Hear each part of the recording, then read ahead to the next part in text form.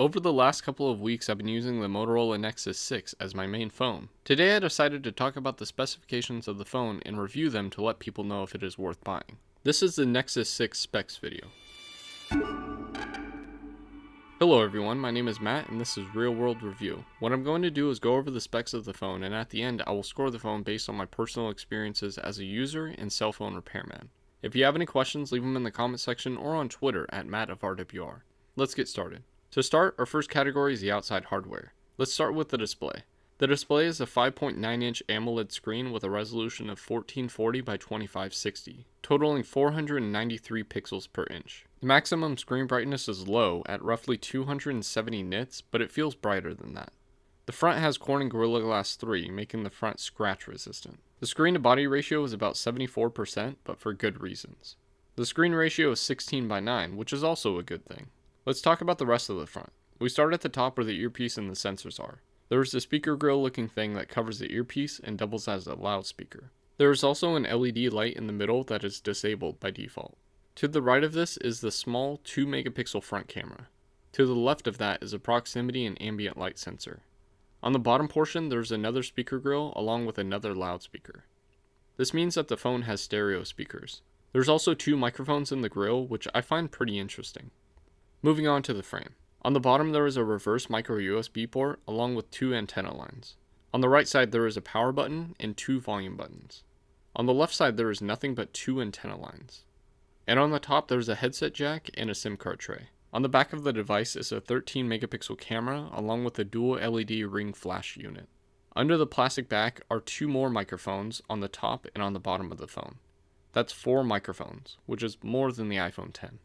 As for the size, the device is 159.3mm tall, 83mm wide, and 10.1mm thick, or 6.27 inches tall, 3.27 inches wide, and 0.4 inches thick. As for the weight, the Nexus 6 is 184 grams, or 6.49 ounces. The phone is not water resistant and does not have a user removable battery or back. And now we move on to the cameras. There is a single 13 megapixel sensor with a dual LED flash.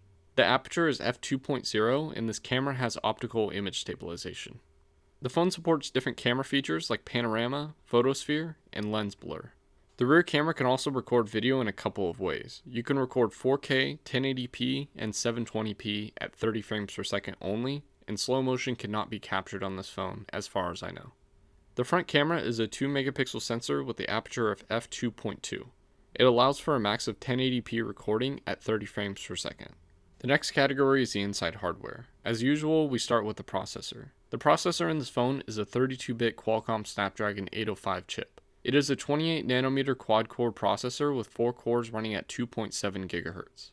Geekbench gives the phone a score of around 1053 for the single core and 3070 for the multi-core test. The GPU is the Adreno 420 that runs at 600 MHz. When testing the GPU, Geekbench gives the phone a score of around 2510. The phone has 3GB of LPDDR3 RAM, which is pretty good for a 4-year-old phone. The model I'm reviewing is the XT1103, which is factory unlocked. The phone supports 1G, 2G, 3G, and 4G, assuming that the market you're in still supports those, along with LTE bands 1, 2, 3, 4, 5, 7, 12, 13, 17, 25, 26, 29, and 41. As for Wi-Fi and Bluetooth, the Wi-Fi chip is a 802.11a, B, G, N, AC dual band, and the Bluetooth is version 4.1. The phone supports NFC, AGPS, and GLONASS. The battery is a 3220 mAh lithium-ion cell that is supposed to last all day. Google doesn't have any benchmarks for this battery, but it should last a full day with medium usage. The phone does support Quick Charge 2.0 and will provide 6 hours of usage with 15 minutes of charging. The phone comes out of the box with Android 5.0 Lollipop and has since been updated to Android 7.11 Nougat. Nougat is the last software for the Nexus 6, but if you really want to, you can get Android Oreo onto this phone. The phone supports a few audio formats like MP3. As for video playback, the phone supports formats like MPEG-4 and H.264. Now that we have gone over the specs, it's time for us to give this phone a score. Note that this phone came with 32GB or 64GB and can be purchased for less than $200. It should also be noted that this phone is 4 years old and most people will want to buy this phone used, and the scoring does account for that.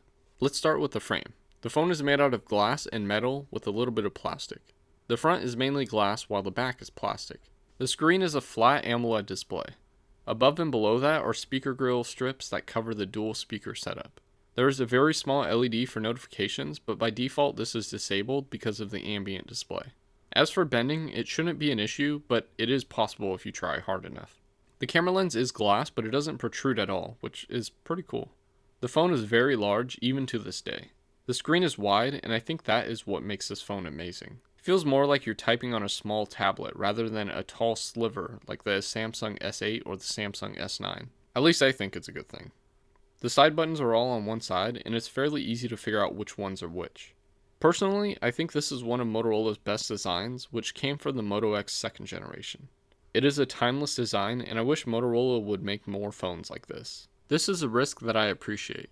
While the phone is not perfect, I believe that the design and functionality is, so the outside hardware will get an 8.25 out of 10. Next is the screen.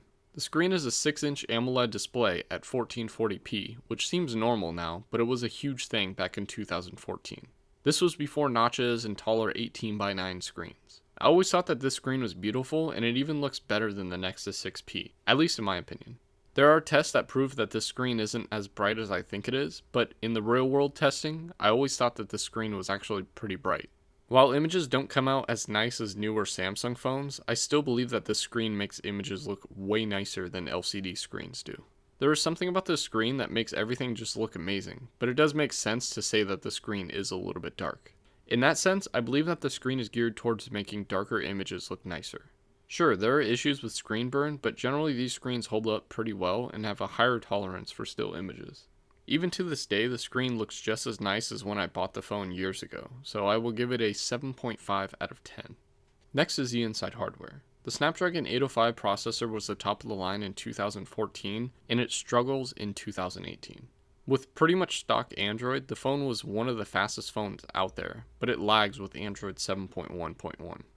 The 3220 mAh battery in this phone is still pretty good, but it's not perfect.